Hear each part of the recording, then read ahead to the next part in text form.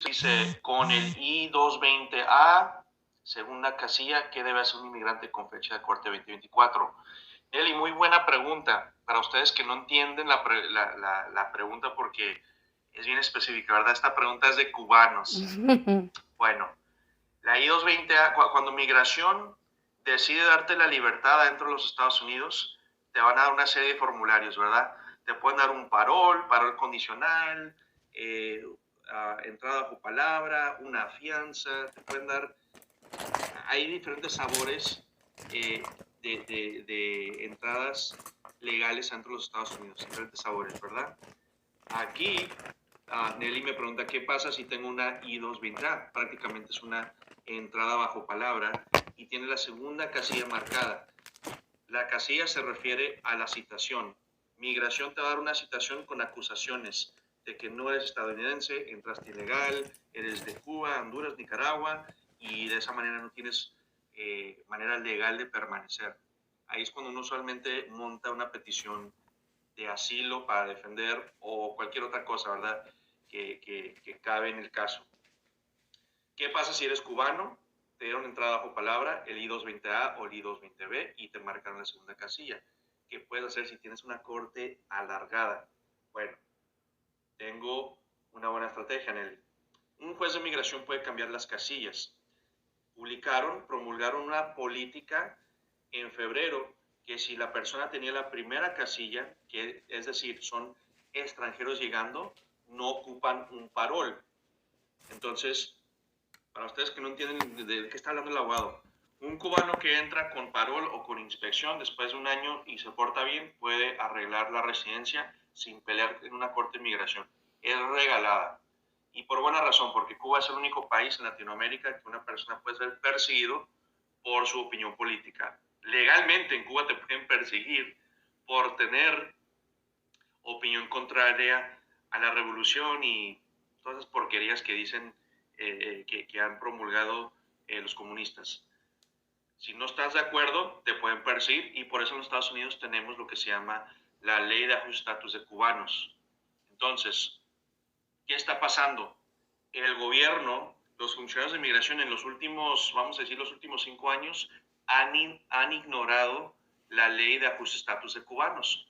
No les dan parol cuando entran y no los marcan como extranjeros llegando. Ese es un error, porque cualquier cubano que entra al país o atenta de llegar al país es un extranjero llegando. ¿Quiénes son esas personas? Las personas que son extranjeros llegando. Personas que se presentan en la garita pidiendo asilo o personas que cruzan ilegalmente y poco después migración los pesca o se entregan con migración. ¡Yes! No estoy promoviendo que entren ilegal, para que quede claro. Pero si entras legalmente o apenas te pescan tratando de cruzar, eres un extranjero llegando y de esa manera puedes calificar para la residencia bajo la ley de ajuste de estatus de cubanos. Sí. Inmigración te da la libertad. Si te dan la libertad, porque tienen la opción de que te quedes encarcelado, detenido durante todo tu procedimiento. Eso es bien peligroso. Entonces, es un sorteo.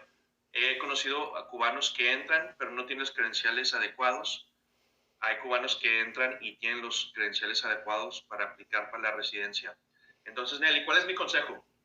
Mi consejo es, tienes que contratar un abogado, Nelly, a fuerzas.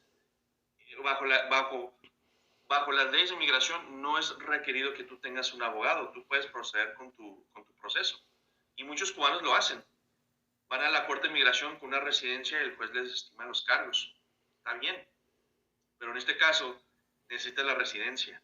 Y no te dan a la residencia si tienen la casilla segunda marcada. Entonces tienes que alegar con la corte y argumentar con la corte que cambien esa casilla.